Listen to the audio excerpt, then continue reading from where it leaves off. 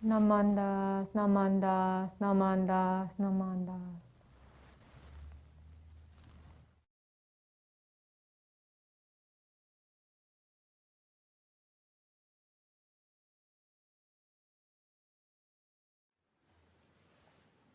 Good morning. My name is Tara, and I would like to thank you for attending this morning's Dharma family service. We will begin this service with a moment of quiet sitting. Reverend Kuwahara will strike the bell, and we will sit for 1 or 2 minutes to quiet our minds and prepare to hear the Dharma. Then he will strike the bell again, and we will continue with the service.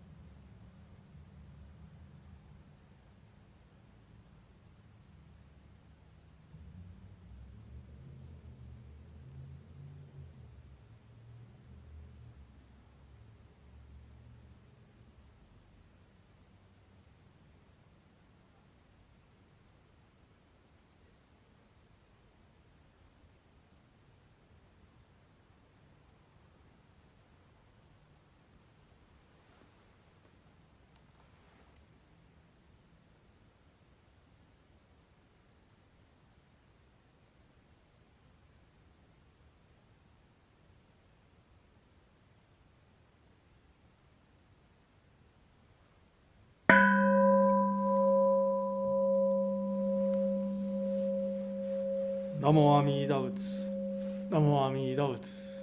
Namo Amida Butsu. Namanda Butsu. Namanda Butsu. Namanda Butsu. Namanda Butsu. Namanda Butsu.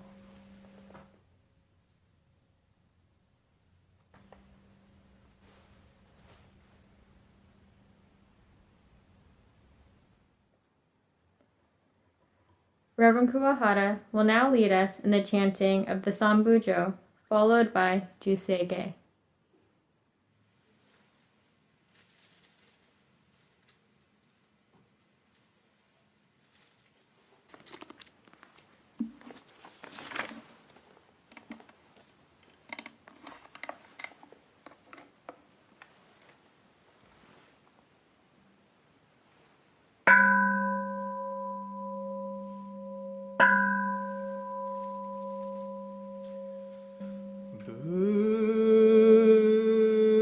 BUJO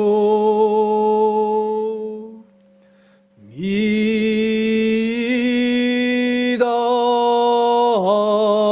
Nyorai Nyedo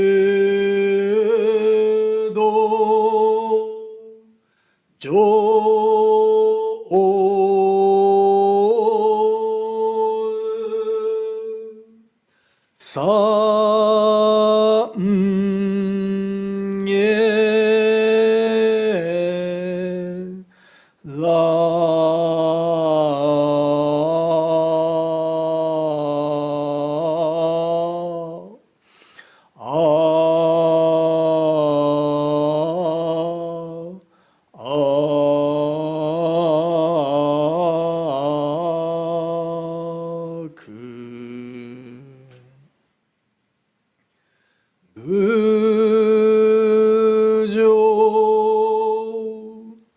SHAKA Nyorai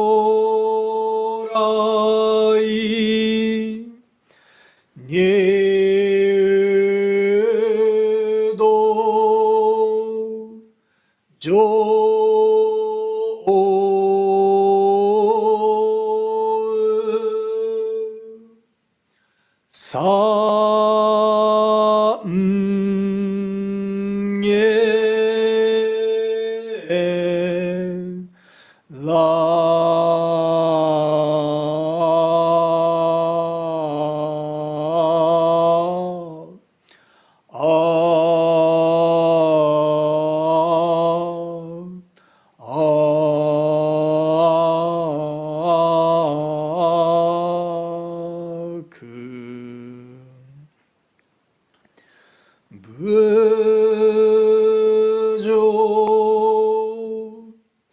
JIPPO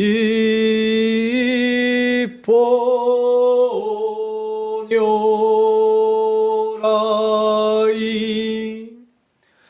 入道上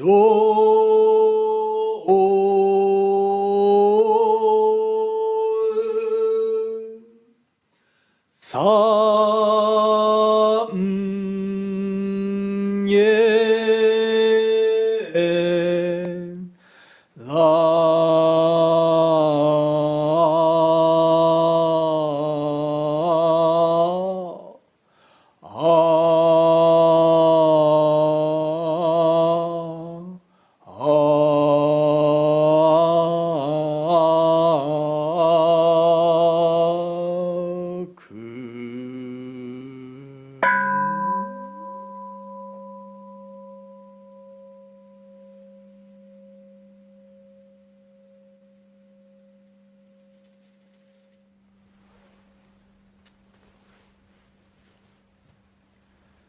ガゴン調整が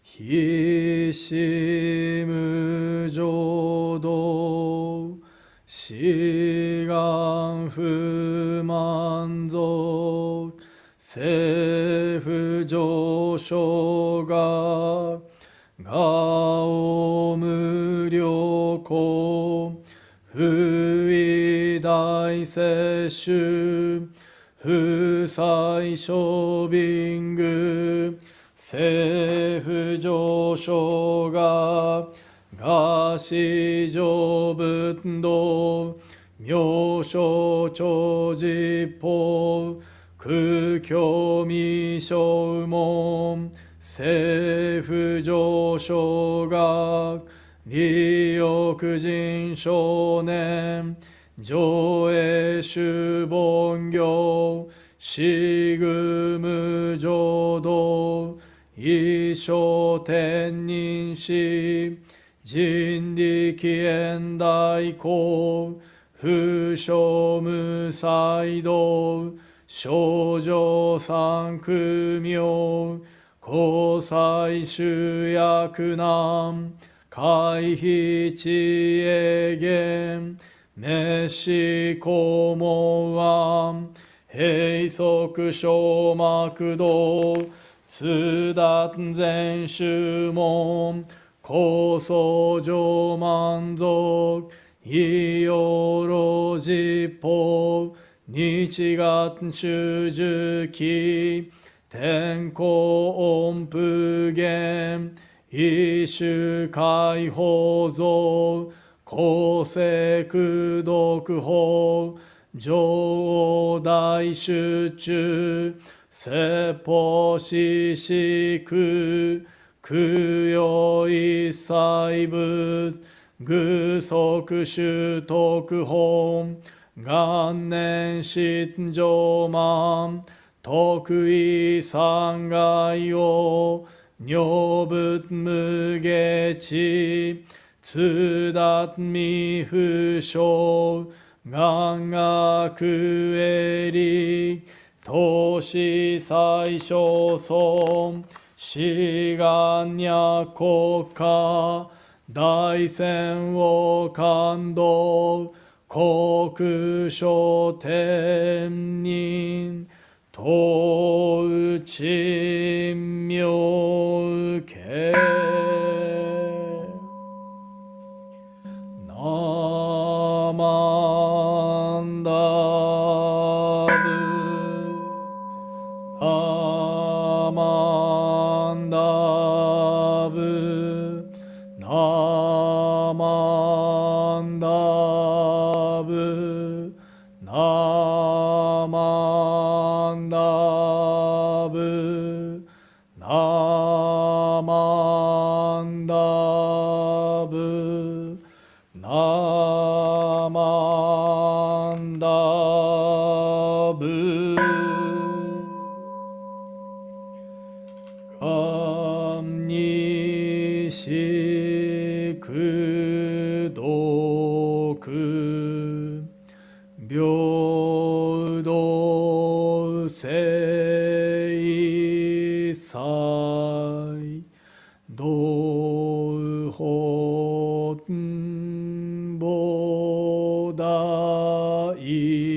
心BUJO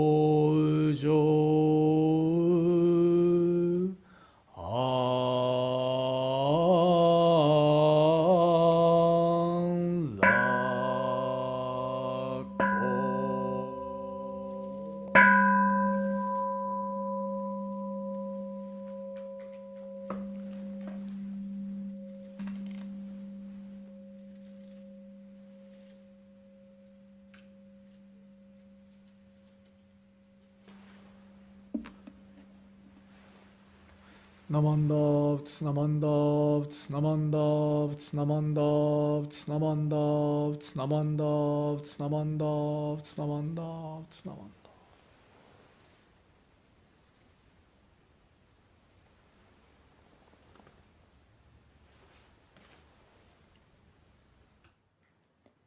Please join us in singing the Gatha selected by the music committee.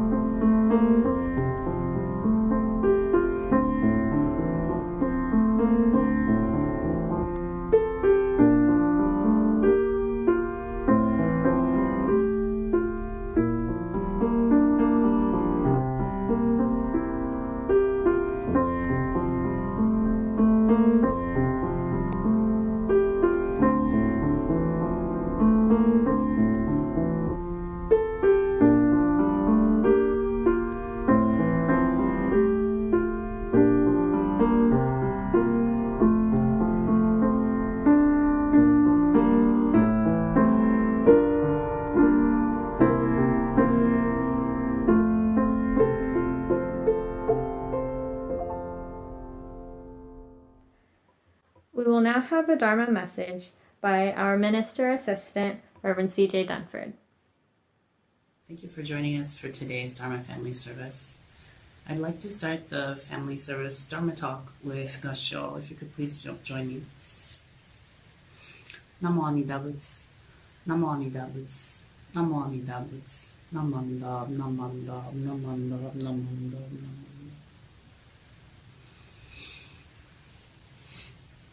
Thank you for coming. I'd like to welcome you all to Berkeley Buddhist Temple, and I want to talk a little bit today about gratitude. Last Thursday was Thanksgiving, so hopefully many of us were able to celebrate in some way, though this year it might be a bit different because of everything that's going on. On Friday, it was actually Native American Heritage Day, which is the day after Thanksgiving. And so in discussing gratitude today, I wanted to share a story that I found. Thankfully, the Berkeley Public Library is still open, and you can actually check out books online. So this book is one I want to share with you of a Cherokee notion of gratitude called Ojali Heliga. So the story I'd like to share with you today is the book We Are Grateful, Ojali Haliga by Tracy Sorrell, and illustrated by Frane Lasak. Cherokee people say Ojali Haliga to express gratitude. It is a reminder to celebrate our blessings and reflect on struggles daily throughout the year and across the seasons.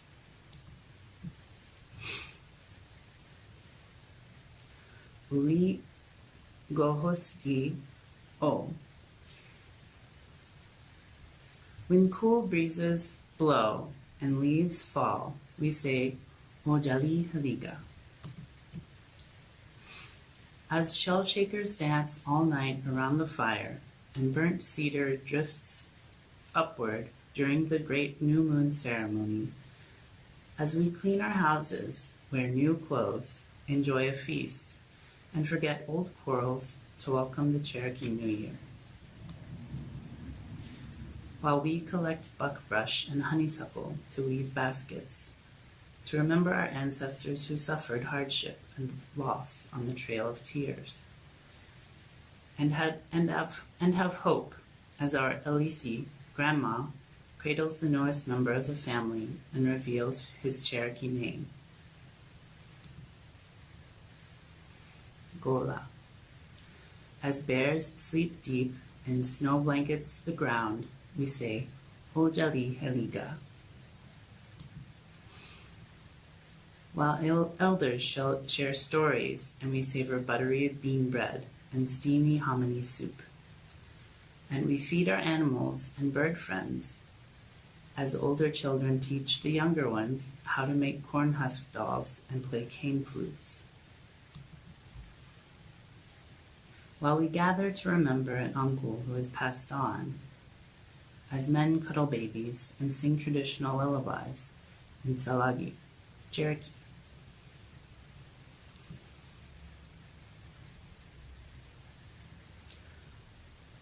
Kogei.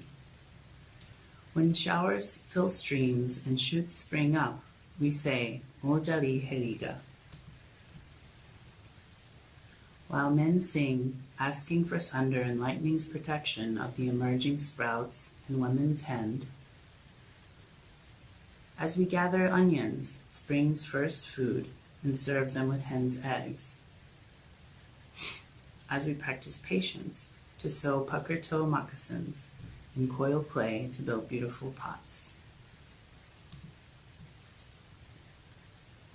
as we plant ani, strawberries, and ancestral stories, sweet-smelling reminder not to argue with each other,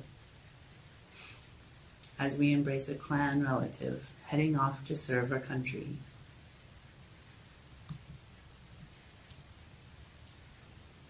Gogi.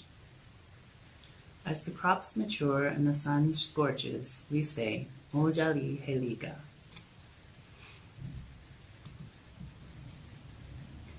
When we grasp our gigs and wade into the cool creek to catch crawdads for supper, as we sink our teeth into the season's first harvest at the green corn ceremony, while we click-clack sticks, chase a small ball, and fling it high at the stickball's game pole.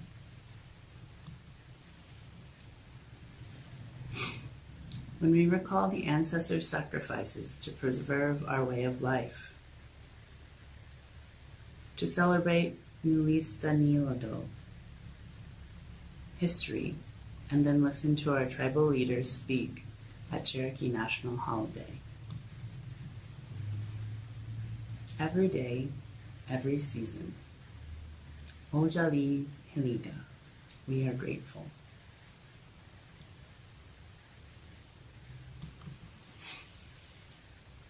I hope you like this story.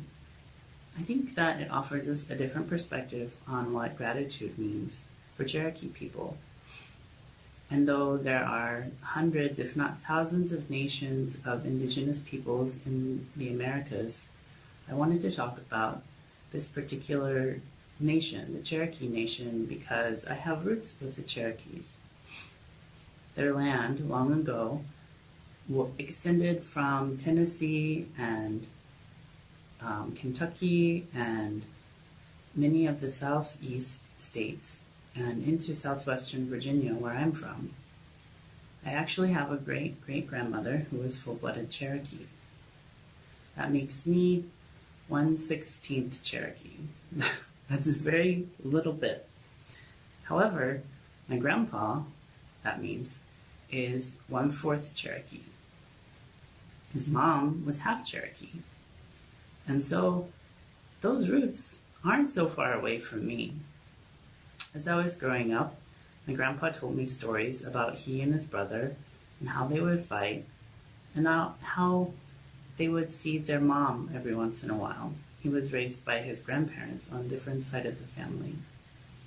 He also talks about my great-grandma. I don't know her very well. I never met her. And since my grandpa was raised by different grandparents, he didn't get to know her that well either. But I know that she was important to him, and his heritage as a Cherokee was important to him. We aren't registered with the tribe, and I don't honestly know a lot about Cherokee history. But to me, understanding this story and learning about Ojali Heliga was also a way of learning about my Buddhist practice of Nembutsu, of being grateful and expressing my gratitude to Buddha and my friends and those who love me, and being thankful for all of the things that I've been given. And so in a sense, Ojali Heliga is a lot like Nembutsu, because we're saying thank you. Thank you for everything that we have.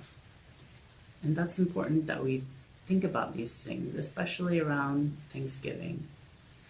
Though this year's been very different and probably harder on most people, we may not get to see or give hugs to our friends and our family that we might normally see around this holiday. So it's important that we still express our gratitude, though, to be able to have a phone call or to see them online. There are lots of other people who aren't able to see their families at all, or who may not even have a home or warm food to eat on Thanksgiving.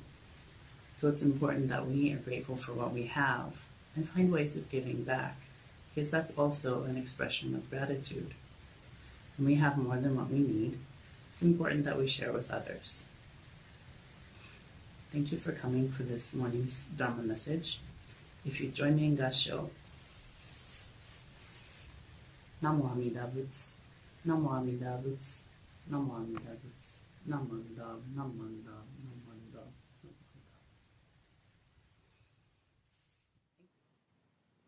Please join me in reciting the three treasures.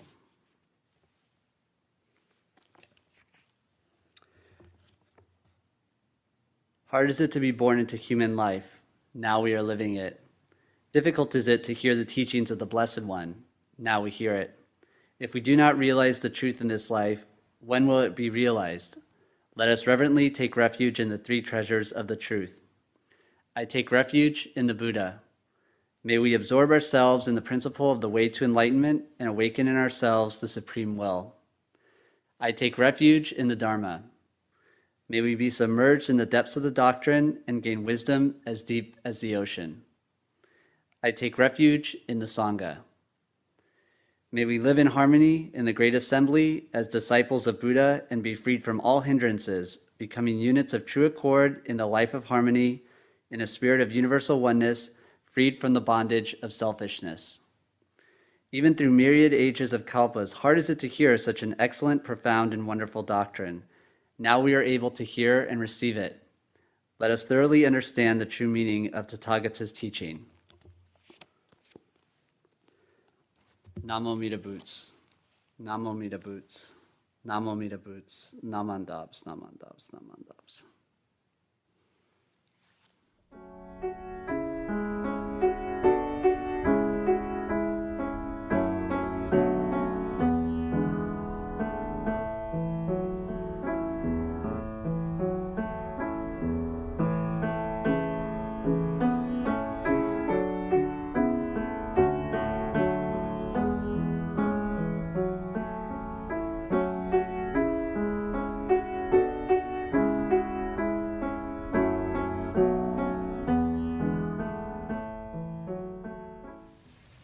Thank you once again for coming to this morning's Dharma family service. I'd like to start this morning's service with Gassho, if you would join me. Namo Amida Butsu, Namo Amida Butsu, Namo Amida Butsu, Namanda, Namanda, Namanda, Namanda. Thanks again for coming. So earlier when I did the family message, I talked about Cherokee idea called Ojali Heliga, which is an expression of gratitude. And I discussed how that's kind of similar to our practice of Nimbutsu in expressing our thanks for everything that we have. Part of the reason why I chose that particular theme is because Thanksgiving was last Thursday, of course. And also, Friday was Native American Heritage Day. So it's important for us to honor the peoples whose lands we occupy today. I was also thinking about how interesting it is that we juxtapose these two holidays together. For me, and probably a lot of others, Thanksgiving represents an expression of deep gratitude, which is important in our practice of Nimbutsu and Joro Shinshu. It's a part of our everyday religious life. Being thankful for everything that we have been given, all of the causes and conditions that have led us to where we are. And so saying Nimbutsu is kind of a way of saying thank you to Buddha, to our ancestors, our friends, our family and loved ones, and all the causes and conditions that have led us to this current moment. Much like Ojali Heriga.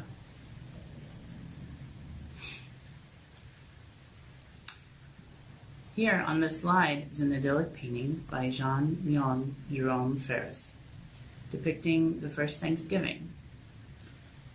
Many of us might see this and think of stories that we learned in school growing up, or maybe from family members, about pilgrims sharing food with Indians in the United States, well, what would become the United States. However, it's a problematic image because, honestly, the clothing that both the pilgrims and the Native Americans are wearing in this image is incorrect. The Wampanoag natives didn't even wear feathered headdresses. So, in a sense, this is a representation of how we have this mythical United States narrative of Thanksgiving, of people coming together and sort of putting aside our differences. It's a good theme, but in reality, the events that happened between the European settlers and the natives of the Americas is much more complicated.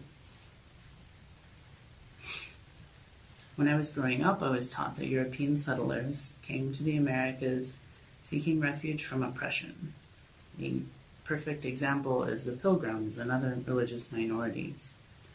Others came seeking riches or new trade routes to Asia. And put in these terms, those goals seem innocuous or maybe even admirable.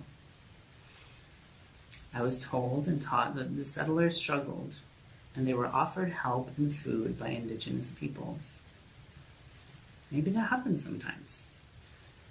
But in the end, what happened is that American indigenous peoples who were living here for thousands of years were subjugated and colonized by Europeans. And even if we learn about American indigenous peoples and their cultures, there are hundreds of nations with distinct languages, cultures, religions, and political relations with one another. That means there's no unified American indigenous peoples experience. Though we might be taught that indigenous peoples looked and acted a certain way and practiced particular religion, though their religious beliefs were varied and very rich.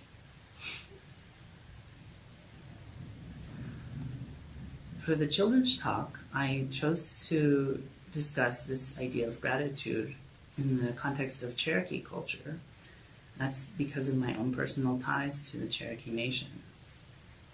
My grandparents, on my dad's side, from my grandpa who is part Cherokee, has a lot of interest in North American indigenous peoples. And so I grew up with a mixture of stereotypes from old American and cowboy and Indian films and shows, and even cartoon shows like Bugs Bunny, who depicted North American indigenous peoples in a very problematic way. However, I also experienced discussion of my ancestry from my grandpa and a sense of pride. And so my paternal grandparents donate to a Cherokee reservation in North Carolina every year. And last week, Thanksgiving, it's a significant holiday in the U.S., and it contains an important message of giving thanks and coming together and celebrating our love for one another. But in looking at the holiday in that way, there's often alternative narratives that are overlooked, specifically how the United States myth of pilgrims and natives sharing dinner together. I'm not here to ruin Thanksgiving, but I want us to think a bit more deeply about why we celebrate certain holidays and some of the things that are behind those celebrations. The basic idea of coming together and being grateful is a good one, one that isn't necessarily tied to any one particular religion. However, if we think of Thanksgiving only in these terms, when we are bombarded by problematic imagery of natives and European settlers coming together in a peaceful way, then we overlook a lot of problems that arose from the colonizing of the Americas. From a Buddhist perspective, when we investigate and understand our history, we look more closely at causes and conditions. In Buddhism, honoring the suffering of others is really important because it allows us to learn and to grow and to change. And hopefully we develop a sense of mutual respect. We may strive harder for equality and look more deeply for a peaceful coexistence. In Buddhism, seeing what we have and understanding the present moment as it is, and all of the actions that led up to this point, is a powerful way of experiencing gratitude. In spite of all the sadness and difficulty, or joy and success that we may have experienced along the way, it is possible, with this sense of deep appreciation, to find contentment for what we have, rather than longing for a reality that is beyond our grasp. I'd like to switch gears just a little bit to talk about some of the history of the Cherokee Nation. According to tribal history, Cherokee people have existed since time immemorial, with their oral history extending back through the millennia. The first recorded encounter with European settlers was in 1540 with Hernando de Soto. This led to trade and intermarriage with various European immigrants, especially the English, Scots, and the Irish. Treaties were made between the British and the Cherokee Nation as early as 1725, with the Cherokee Nation being recognized as inherently sovereign through those nation-to-nation agreements. At the time, Cherokees took up arms in various sides of conflicts between European factions in hopes of staving off further predations of Cherokee land and sovereign rights. By 1828, when gold was discovered in the Cherokee Nation, they had a written language, a newspaper that published both Cherokee and English, and a constitutional government. Despite this assimilation, by 1835, a number of treaties with the U.S. had ceded away all but a small area of Cherokee Nation's once vast lands. Under mounting pressure to give up what had remained, a small group of Cherokee leaders signed the Treaty of New Echota that year, agreeing to relocate the entire Cherokee Nation to western lands, where some of the tribe, who became known as Old Settlers, had already moved. Principal Chief John Ross, however, refused to sign the Treaty of New Echota and urged the Cherokee people to stay in their homelands in hopes that he could get the treaty rescinded. Despite the many efforts to defeat the New Echota Treaty, measures to remove the Cherokees from their homes and farms got underway in 1838. Cherokees, intermarried whites, and even slaves were summarily rounded up and placed into more than a dozen stockades to await their departure. It's estimated that 16,000 Cherokees eventually were forced to undertake a 6 to 7 month journey to Indian Territory in the land beyond Arkansas. Between the stockades, starvation, and sickness, and the harsh winter conditions, some 4,000 Cherokees perished, never reaching their new land. The Cherokee people rebuilt their lives in Indian Territory, along with other tribes who had been similarly driven away from the southeast. Cherokee Nation's government unified the Old Settlers and the Cherokees recently immigrated from the East, ratifying a new Cherokee national constitution on September 6th in 1839. The tribe's newspaper resurged along with schools, businesses, and other entities. The Cherokee people thrived until the advent of the Civil War once again pulled them apart, with 2/3 of the nation siding with the Union and 1/3 with the Confederacy. The Cherokee Nation barely had time to rebuild after the war before another threat loomed: allotment. Cherokees owned their land collectively, and the concept of individual land ownership was foreign.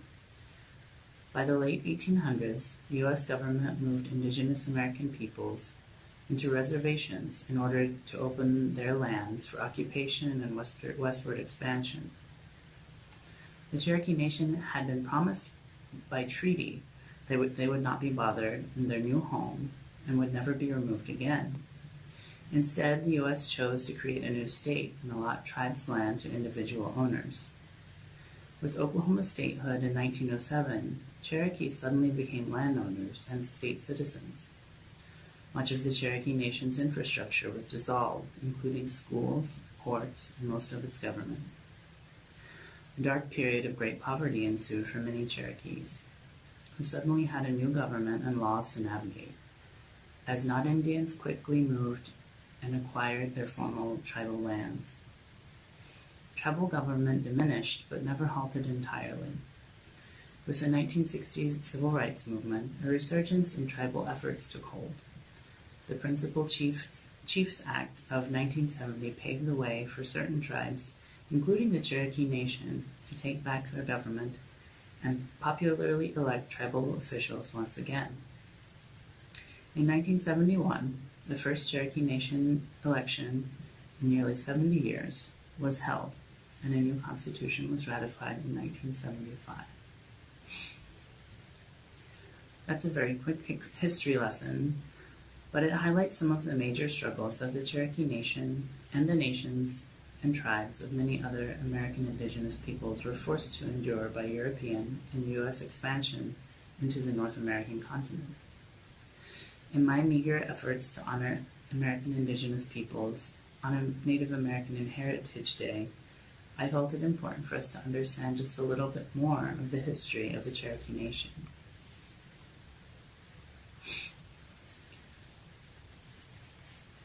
So after learning all of this and thinking about these ideas of colonization, gratitude, and who we are as Buddhists, you may ask yourself a question: what does all of this have to do with Thanksgiving, with Buddhism, or even with your personal everyday life?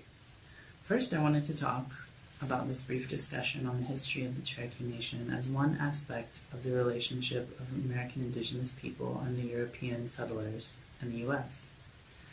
It's easy for us to overlook the injustices of the past, which persist to this day, in favor of more comfortable narratives like the harmonious mythology of the Thanksgiving holiday. Secondly, Jodo Shinshu teaches us that we're all foolish, and we have very limited understandings of our relationships with others, how our actions impact ourselves and everyone else. So we must be open to hearing the Dharma. And the Dharma reveals to us the truth of our interconnectedness. So understanding historical events are important, and it may be one aspect of hearing the Dharma. It's equally important for us to see ideals for us to pursue within the Dharma, which includes gratitude and thanksgiving. We can all hope that if we learn from our past of injustice and suffering, we can grow and not repeat those mistakes that cause so much hardship for others. Amida Buddha is unending light and limitless life, immeasurable wisdom and compassion. And that light of wisdom, of the Dharma, is what always allows us to see reality more clearly. When we look around honestly and acknowledge everything and everyone else that supports our lives, we are able to experience gratitude and say, Namo Amida Butsu.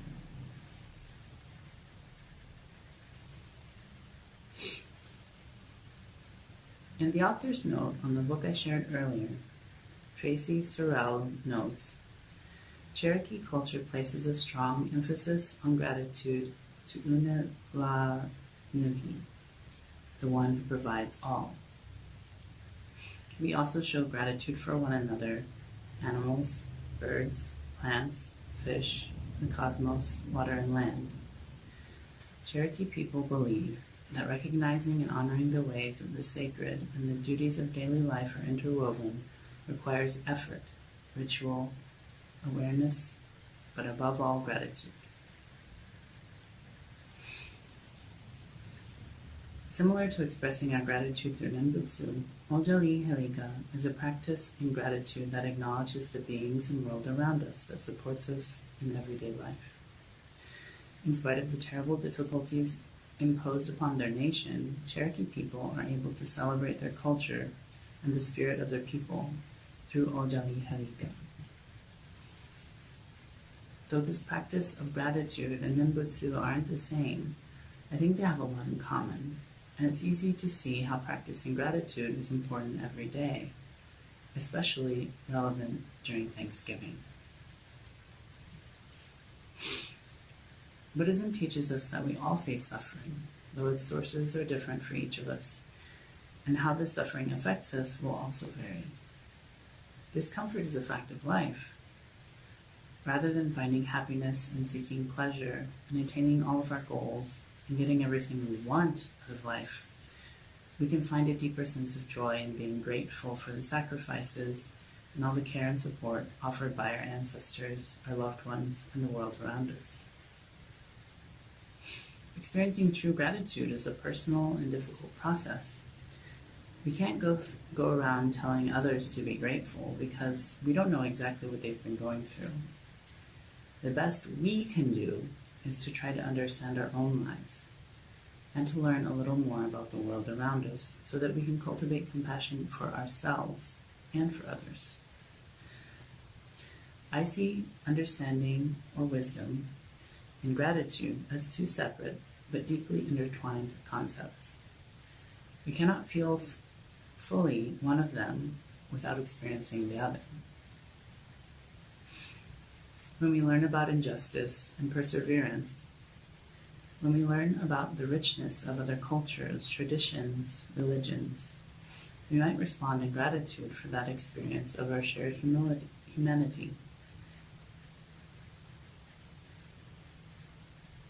and the beauty we find in other people.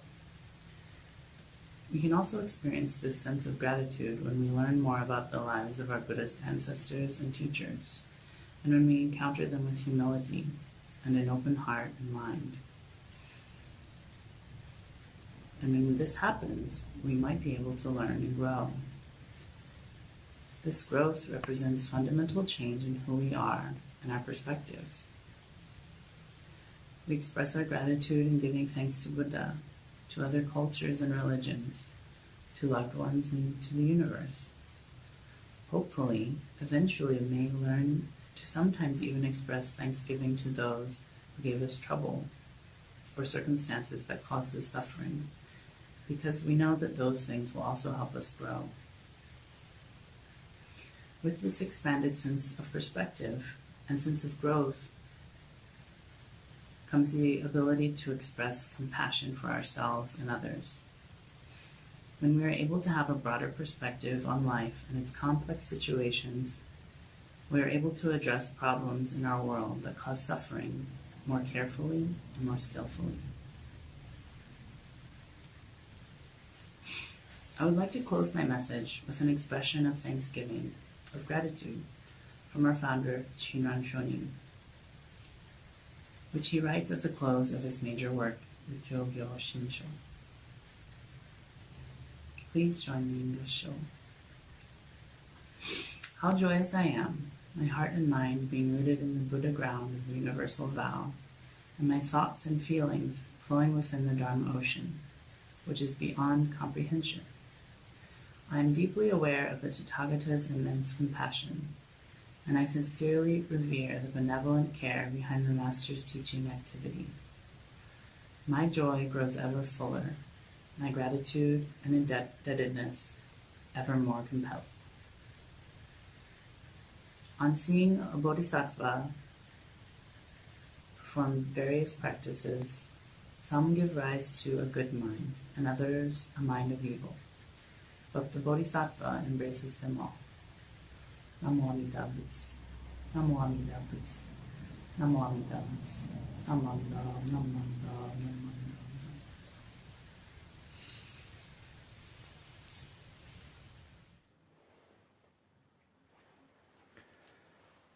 Again, thank you very much for attending today's service. I'd like to say thank you to all people who have made today's service possible. So first, thank you CJ for giving our Dharma message today's service. Arigatou gozaimashita. Thank you CJ. And then thank you Tara for being our chairperson for today's service. Thank you Tara. And then thank you Bradley and Myron for your help during today's online service.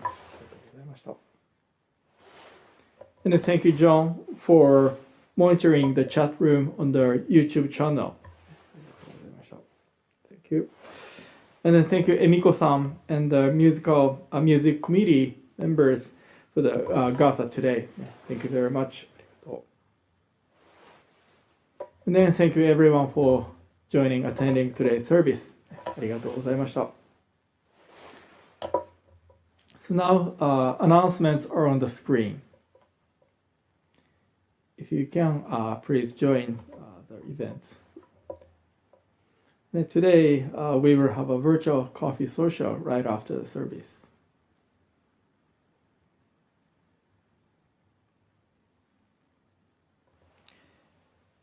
Again, thank you very much for attending today's service. So please take care of yourself, and then see you next Sunday. ありがとうございました。Thank you very much.